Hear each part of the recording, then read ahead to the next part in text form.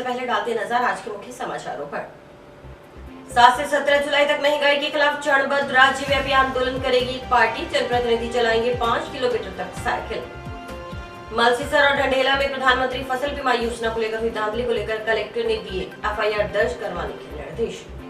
खुंजा के नागरिकों ने शुद्ध पेयजल की मांग को लेकर किया एक्शन का घेराव। अधिकारियों ने कहा पेयजल पाइपलाइन बदलने और टैंकर से शुद्ध पानी उपलब्ध करवाने के आश्वासन पर माने वार्डवासी।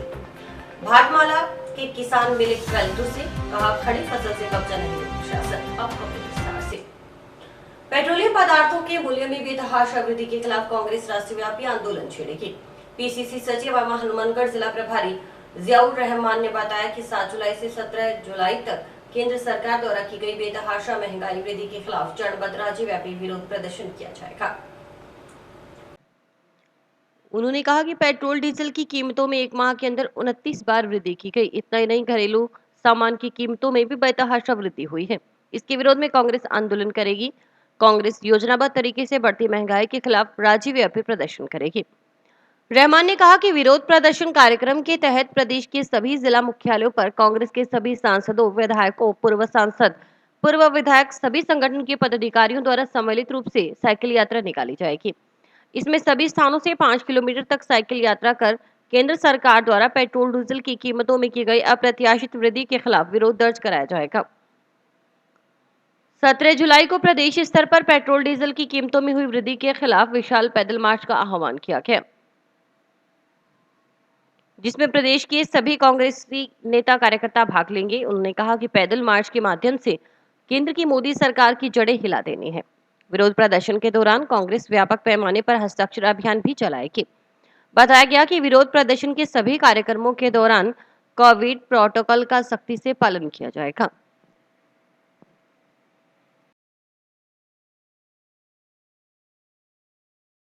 देखिए, कोरोना की जो दूसरी लहर आई उसके बाद जो समय निकल गया, उसके मैं पहली बार आया हूँ 2-2.5 महीने के बाद।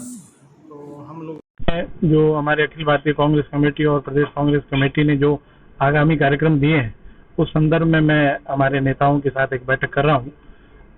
7 तारीख से लेकर के और 17 तारीख तक, 7 से 17 जुलाई में हम महंगाई के विरोध में पेट्रोल डीजल के जो लगातार दाम बढ़ रहे हैं उनके खिलाफ एक पूरा प्रदेश स्तरीय कार्यक्रम चलाएंगे, जिसमें 7 तारीख को हमारी जो महिला कांग्रेस है वो कार्यक्रम करेगी। उसके साथ यूथ के लोग रहेंगे और हमारे जो दूसरे विभाग और प्रकोष्ठ के लोग हैं वो जुड़ेंगे। 8 तारीख को हम लोग जो है पेट्रोल पंप पे एक हस्ताक्षर अभियान की शुरुआत करेंगे, जो कि 8 से लेकर 15 तारीख तक चलेगा। उसके बाद हम लोग जो 16 तारीख को एक प्रत्येक जिला मुख्यालय पर साइकिल यात्रा निकालेंगे जो 5 किलोमीटर की होगी, और फिर अंत में इसका 17 तारीख को प्रदेश स्तर पर जयपुर में राज्य स्तर का कार्यक्रम किया जाएगा। और इसी के साथ साथ एक हमारा जो आउटरीच प्रोग्राम, जो कोरोना से प्रभावित लोग हैं उनके लिए हमने कोरोना योद्धा बनाए हैं, जो अपने अपने ब्लॉक्स में जाकर के कोरोना प्रभावित लोगों से मुलाकात करेंगे। इस दौरान उनको क्या क्या समस्याएं आई इस बारे में हम पूरा उनसे फीडबैक लेकर प्रदेश कांग्रेस को और एआईसीसी को भेजेंगे, ताकि राज्य सरकार और हमारी अखिल भारतीय कांग्रेस कमेटी उनको कहीं ना कहीं मदद करेगी। देखिए, हमने तो आपने देखा होगा थोड़े समय पहले भी 2% कम किया था। अब राज्य सरकार के पास बहुत सोर्सेज बहुत कम होते हैं। हमारा जीएसटी का पैसा जो है वो केंद्र सरकार ने रोक रखा है, वो नहीं दे रहे हैं। तो अब उन लोगों को ये सोचना चाहिए कि लगातार वो पेट्रोल मतलब 1 रुपया भी कम नहीं कर रहे, बिल्कुल टैक्सेस लगातार बढ़े हुए हैं, और ये जो पैसा पेट्रोल और डीजल से जो इनकम हो रही है वो केंद्र सरकार का पैसा जा कहाँ रहा है, उसका कहीं जनता को तो लाभ मिल ही नहीं रहा है। यही वजह है कि महंगाई लगातार बढ़ रही है। आप देखो खाद्य जो पदार्थ है उनकी क्या स्थिति हो गई, मतलब आम आदमी एक तरफ तो कोरोना से मारा गया और दूसरी तरफ महंगाई से मारा जा रहा है।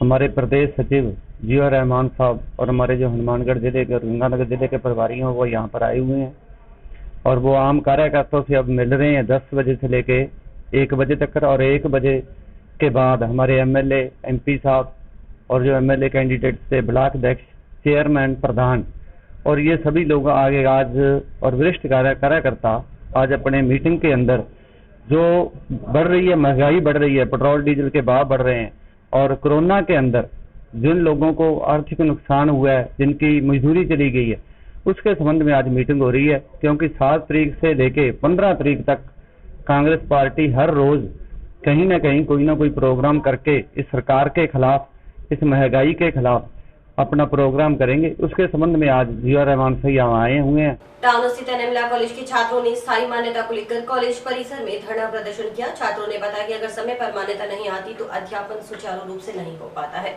इसलिए मांग की गई है कि लॉ कॉलेज को स्थायी मान्यता मिलनी चाहिए। छात्रों ने बताया कि फार्म भरने की तिथि भी निकल चुकी है, जबकि कॉलेज प्रशासन इस बात को लेकर गंभीर नहीं। छात्रों ने आंदोलन को तेज करने की चेतावनी दी।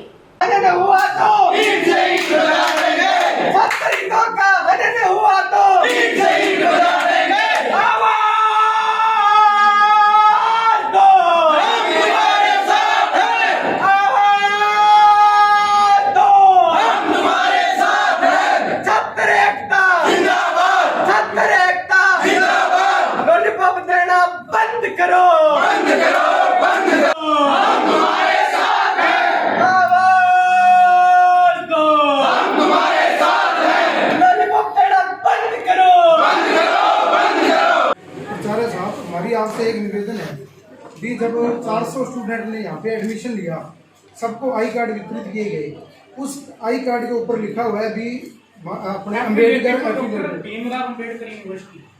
तो जब ये एफिलेट ही नहीं हुआ तो ये आई कार्ड कैसे वितरित कर दिए गए? मुद्दे की बात है 25 तारीख में आया, ठीक है, 1-2 दिन मिल जाएगी।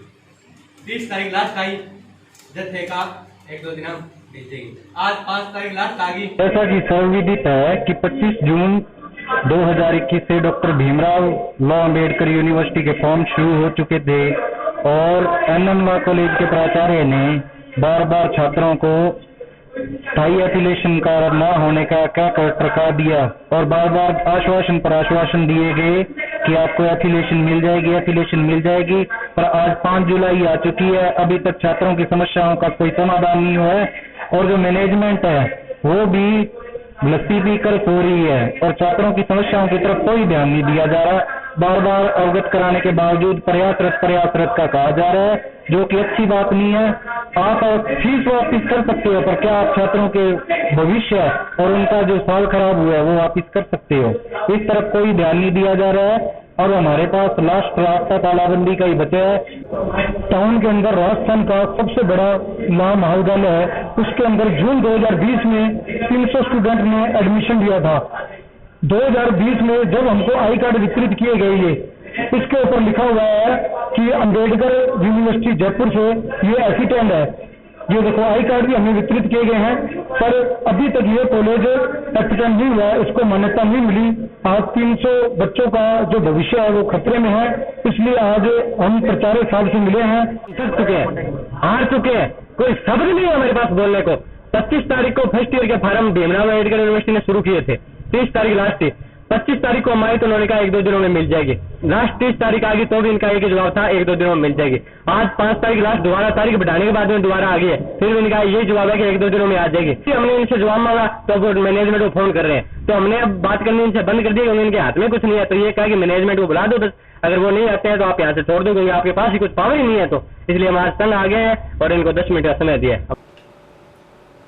एलईडीआर retired running staff association Hanumangarh शाखा की बैठक सोमवार को जिला मुख्यालय पर हुई। बैठक में 7वें वेतन पेंशन में घाटा लगाए जाने के संबंध में चर्चा की गई। वक्ताओं ने बताया कि सामान्य कर्मचारी मानते पेंशन में कटौती की है, जबकि रनिंग स्टाफ का स्टेटस अलग होता है। हालांकि इस संबंध में कोर्ट केस भी कर रखा है। बैठक में कर्मचारियों को दोबारा फिक्सेशन करवाने की मांग की गई।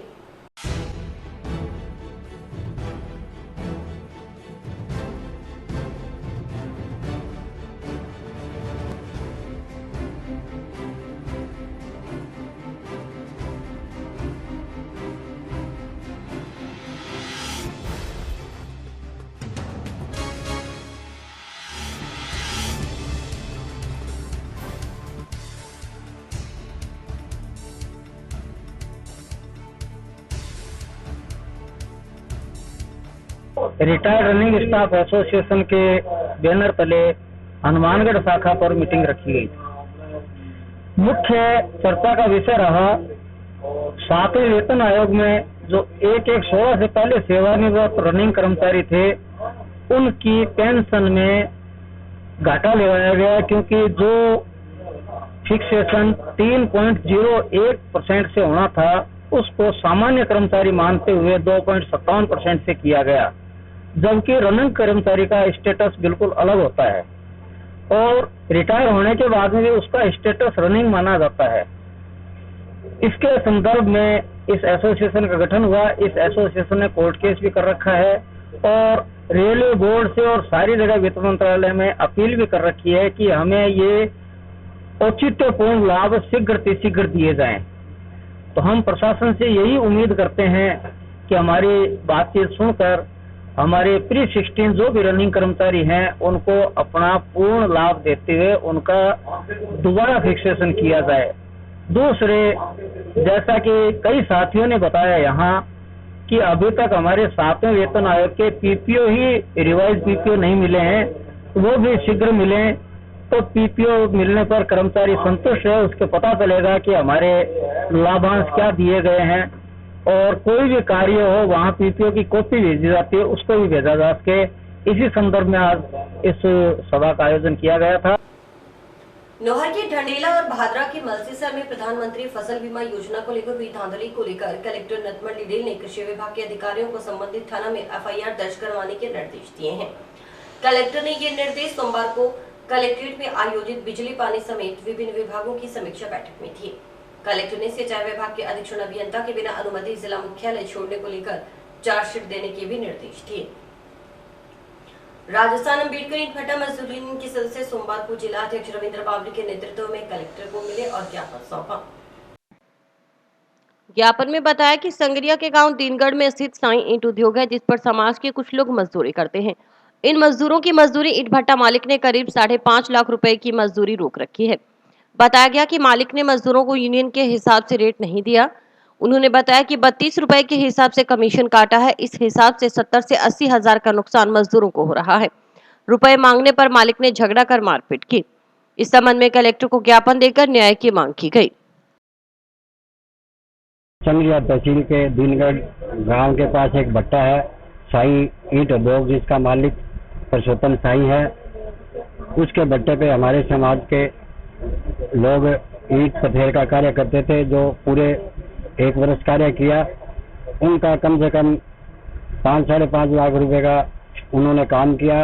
अब क्या है कि जो ईंट भट्टा मालिक है और एक वो जमादार उसने बना रखा है, वो इनका जो मेन रेट, जो यूनियन रेट होता है, अपने लेबर कोर्ट के साथ बैठ करके समझौता होता है, उस रेट में से 32 रुपए इन मजदूरों का कमीशन काट रहे हैं, जबकि मजदूरी का कोई कमीशन नहीं होता। मजदूर अपनी पूरी मजदूरी करता है, जो तय होती है वो इसको मिलनी चाहिए। अब 32 रुपए प्रति हजार से वो पैसे काटते हैं, तो ये उन मजदूरों को उसमें कम से कम 70-80 हजार रुपये का नुकसान होता है। तो ये कहते हैं कि हमने मजदूरी की है तो हम काहे की कमीशन लें। इसी बात को लेकर के भट्टा मालिक व जमादार ने इनसे झगड़ा किया, मारपीट की और इनको कोई पैसे नहीं दिए और इनको वहां से भगा दिया। अब ये मजदूर तंग परेशान है और इनके भूखे मरने की नौबत आ रही थी। उन्होंने मुझसे संपर्क किया तो आज हमने जिला कलेक्टर के पेश होने की बात करी और आज हमारे लेटर पे प्रार्थना पत्र लिख करके जिला कलेक्टर महोदय को दे रहे हैं कि इन मजदूरों को न्याय दिलाया जावे व इनके पैसे दिलाया जावे।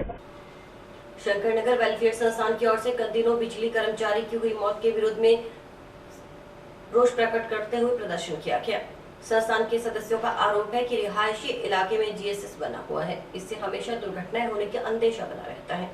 बिजली बोर्ड हाय हाय, बिजली बोर्ड हाय हाय, बिजली बोर्ड हाय हाय, बिजली बोर्ड हाय हाय, बिजली बोर्ड हाय हाय। सुविधाओं को पूरा करो, सुविधाओं को पूरा करो, सुविधाओं को पूरा करो, सुविधाओं को पूरा करो। बिजली बोर्ड हाय हाय, बिजली बोर्ड हाय हाय, बिजली बोर्ड हाय हाय, बिजली बोर्ड हाय हाय, बिजली बोर्ड हाय हाय, बिजली बोर्ड हाय हाय, बिजली बोर्ड। संस्थान के प्रदीप तिवारी ने बताया कि 15 दिन पहले बिजली कर्मचारी राजेश कुमार की मृत्यु हो गई थी। वहीं कॉलोनी में से 33,000 की लाइन गुजर रही है, जिससे हमेशा करंट आदि लगने का खतरा बना रहता है। संस्थान सदस्यों का आरोप है कि डिस्कॉम की मिली भगत के चलते कॉलोनाइजर के मकान के आगे 33,000 की लाइन को अंडरग्राउंड कर रखा है, जबकि अन्य जगहों पर तारें खुली पड़ी हैं।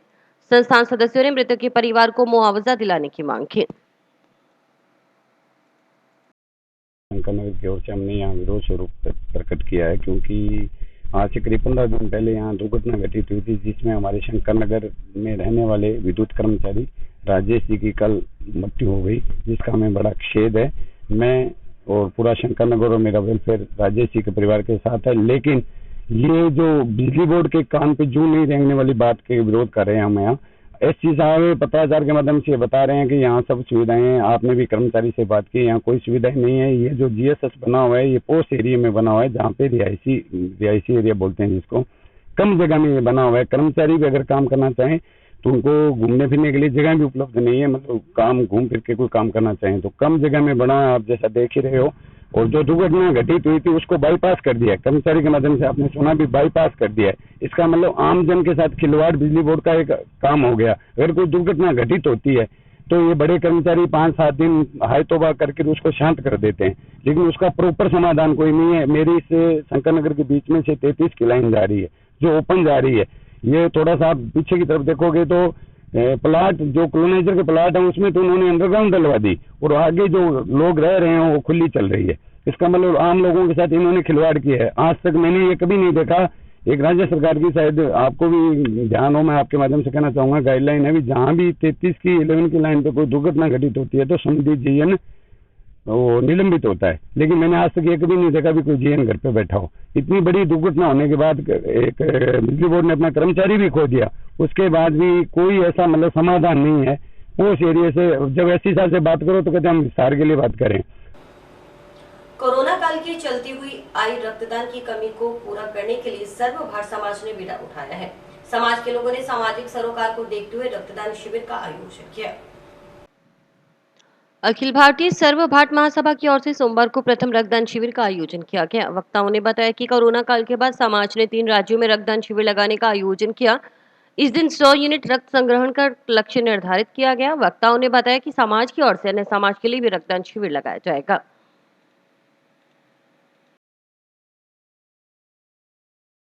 आज हमारा जो है अखिल भारतीय सर्व भारत समाज महासभा की ओर से 3 राज्यों के अंदर रक्तदान शिविर का आयोजन किया गया। इस कोरोना काल की स्थिति को देखते हुए हमें और हमारे साथियों को ये महसूस हुआ कि रक्तदान जो है इस समय कम हो रहा है।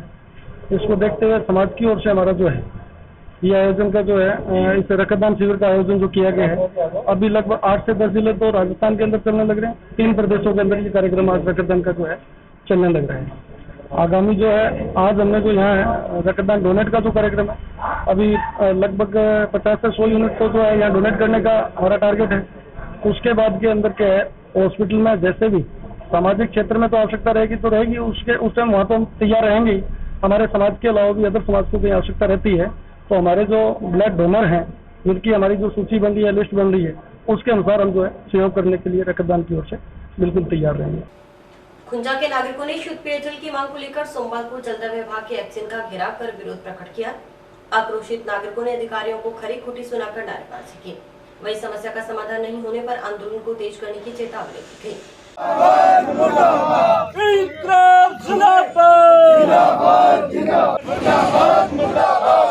पानी देना होगा, स्वच्छ पानी देना होगा। विरोध प्रदर्शन कर रहे वार्डवासी अधिकारियों की ओर से खराब पेयजल पाइपलाइन बदलने और टैंकर से शुद्ध पानी उपलब्ध करवाने के आश्वासन पर माने और प्रदर्शन खत्म किया। गौरतलब है कि खुंजा के नागरिक लंबे समय से पेयजल की समस्या से जूझ रहे हैं। हालांकि कुछ दिन पहले नागरिकों ने अधिकारियों को ज्ञापन देकर चेताया था। सरपंच बलदेव मकसर ने बताया कि आज पेयजल की समस्या को लेकर एक्शन का घेराव किया गया। उन्होंने बताया कि अंतिम छोर तक पेयजल नहीं पहुंच रहा। जो खुंजा के अंदर है काफी लंबे समय से जो पानी की समस्या है, सोरे वाला पानी आता है और जिससे भयंकर बीमारियां फैलने का खतरा है, उसको लेकर हमने 5-6 दिन पहले एक मांग पत्र दिया था, लेकिन उसके ऊपर हमारी कोई वो गौर नहीं किया एन साहब ने। और उसी दिन हमने घोषणा की थी कि सोमवार को हम अगर हमारी समस्या का समाधान नहीं हुआ तो जलदाय विभाग का घेराव करेंगे। और आज हमने यहाँ जलदाय विभाग का घेराव किया और अय्यन साहब ने 5 आदमियों के जो प्रतिनिधि मंडल था उनको बुला के वार्ता हुई है। और वार्ता में ये हुआ कि जो टूटी फूटी जितनी भी पाइपलाइन है उसको वो जल्दी से जल्दी 2-4 दिनों में दुरुस्त करा देंगे। और दूसरा जो जब तक वो गंदा पानी आ रहा है तब तक वो उन्होंने कहा भी कोई कैंटर लगवा के तुम्हारे को स्वच्छ पानी की वो सुविधा करवा देंगे। और एक उनको हमने कहा भी साहब एक नहरी पानी का हो, भी ट्यूबवेल से पानी जो वो सोरा युक्त पानी आता है उससे भयंकर बीमारियां फैल रही है। और उन्होंने कहा भी हमने सरकार को लिखित में प्रस्ताव दे रखा है और जल्द ही नहरी पानी की जो होगा वो व्यवस्था कर दी जाएगी। और जब तक एक मच्छी मोटर जो हमारे खुंजा के अंदर एक सरकारी स्कूल है डब्बर वाला, उसके अंदर एक मच्छी मोटर लगवा के और जब तक साफ सुथरा पानी दिया जाए। हमने पिछले बृहस्पतिवार को यहाँ ज्ञापन दे कर गए थे, कोई सुनवाई नहीं हुई। आज हमने एक्शन साहब का घेराव किया है। खुंजा और गांव मक्कासर के लोग आए हैं कि यहाँ पानी नहीं पहुँचता, गांव मक्कासर में जिन घरों में वहाँ तक पानी पहुँचाने का और नालियों पाइपों के वॉशिंग का एक्शन साहब ने जिम्मेदारी ली है कि हम 2 या 3 दिन में इसको ठीक कर देंगे और घर घर पानी पहुँचाएंगे और एक नई टंकी की व्यवस्था गांव में दूसरी कर देंगे और पानी की कोई दिक्कत नहीं आने देंगे। ये मक्कासर का उन्होंने विश्वास दिया है। हम विश्वास करते हैं कि पानी घर घर एक्शन साहब पहुँचाएंगे। ये अपनी ज्ञापन देने आए थे ग्राम मक्कासर से और ये खुंजा रोड हनुमानगढ़ इधर के लोग मांगते हैं। तो ग्राम मक्कासर के अंदर टैलेंट एरिया है, वहाँ पानी की समस्या है। टैलेंट क्षेत्र में प्राय गर्मियों में समस्या रहती है। तो ये पहले भी एक बार आके गए थे तो ये साहब ने वहाँ सुधार किया, पानी जा रहा है, लेकिन ये लोग कह रहे हैं कम मात्रा में है, तो संतुष्ट नहीं है उससे। तो उसके लिए इनको टाइमिंग बढ़ाने के लिए बता दिया, जो आपूर्ति है पेयजल आपूर्ति जो किए जाते हैं उसका टाइम बढ़ा देंगे। प्लस वहाँ की योजना स्वीकृत करा रखी है हमने, जिसकी निविदा लगा दी गई। इसमें वितरण प्रणाली का सुधार और नई टंकी बनाई जानी है जल जीवन मिशन में, तो उसके बाद पूर्ण रूप से इसका सुधार हो जाएगा। और खुंजा रोड से जो आए हैं, खुंजा रोड से इनकी एक मुख्य मांग नहरी पानी की थी। तो नहरी पानी अभी वर्तमान जो हमारे पास संसाधन उपलब्ध है उसके हिसाब से हम जितना दे सकते हैं दिया जा रहा है पूरे हनुमानगढ़ में। RUDP के अंतर्गत योजना एक 3 साल पहले स्वीकृत हुई थी, इसका काम अभी बंद पड़ा है और वो मैटर है जो कोर्ट में चल रहा है। तो इस वजह से विभाग द्वारा भी कोई योजना स्वीकृत हो नहीं पा रही है, तो इसके लिए प्रयास किए जाएंगे। RUDP के जो है PD से संपर्क करके कम से कम ये काम शुरू हो सके। और एक ट्यूबवेल हमारे पास ऑलरेडी स्वीकृत है खुंजा रोड में, जहाँ समस्या है एक ट्यूबवेल का इनका आश्वासन दीजिए, हम बना देंगे। नगर परिषद की ओर से चल रहे निर्माण कार्य के तहत वार्ड 2 में भी CC रूट कार्य का शुभारंभ पार्षद व निर्माण समिति अध्यक्ष सुमित रणवा की देखरेख में किया गया। रणवा ने बताया कि इस सड़क पर करीब 10 लाख रुपए की लागत आएगी। नगर परिषद की ओर से वार्ड 2 में बन रही सड़क से आवागमन सुचारू होगा, वहीं आमजन को इससे काफी लाभ मिलेगा। नागरिक इस रोड को बनाने की लंबे समय से मांग कर रहे थे। करीब 100 फीट एरिया में रोड का निर्माण करवाया जाएगा। इसके साथ ही ट्रक यूनियन से लेकर रेलवे बाउंड्री तक मार्केट काटने की योजना भी नगर परिषद बना रही है। इसके लिए आज पैमाइश की गई।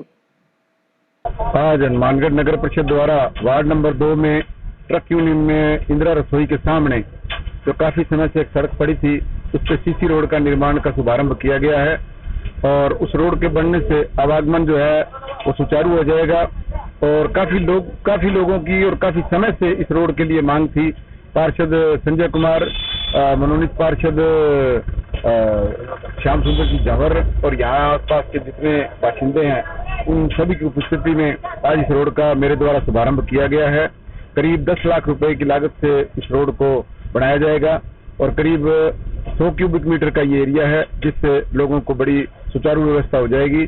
ट्रक यूनियन से लेकर जो रेलवे द्वारा जो ये पिलर लगाए जा रहे हैं, उसमें हमने रेलवे के जो अधिकारी हैं उनसे उनकी दूरी ली है, हर जो उनके पिलर्स लगे हैं उनके अनुसार। तो हमने भी अपने JNN को बुलाकर हमारी भी जांच करवाई है। हमने भी कहीं रेलवे नगर परिषद बाउंड्री में तो नहीं आ रहा, और रेलवे और जो रोड के बीच जो जगह निकलेगी वहाँ हम चाहेंगे भी कुछ दुकानें बनाई जाएं और उन दुकानों को बेच नीलाम किया जाएगा और हाउसिंग बोर्ड के लोगों को उससे एक तो सहूलियत मिलेगी या मार्केट बनेगी और जो गंदगी का माहौल है रेलवे और रोड के बीच में वो खत्म हो जाएगा। भाटमाला के अंतर्गत आने वाली जमीन के किसान सोमवार को कलेक्टर से मिले। इस दौरान किसानों ने कलेक्टर के समक्ष 4 मुख्य मांगे रखी। माकपा नेता रामेश्वर वर्मा ने कहा कि किसानों की मांग है कि प्रशासन खड़ी फसल पर कब्जा नहीं ले, इसके साथ ही जमीन के रेट बाजार भाव के हिसाब से किए जाएं। साथ ही सड़क के कारण किसानों की जमीन 2 जगह बढ़ जाएगी, ऐसे में किसान को आने जाने के लिए रास्ता दिया जाए और सिंचाई पानी की व्यवस्था करवाई जाए। वहीं कब्जा लेते समय लाठीचार्ज करने वालों के खिलाफ कार्रवाई की जाए।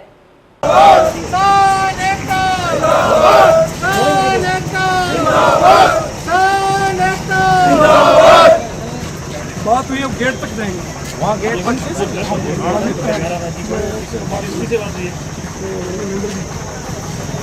गेट तक जाएंगे। किसान एकता जिंदाबाद, किसान एकता जिंदाबाद, किसान एकता जिंदाबाद, किसान एकता जिंदाबाद।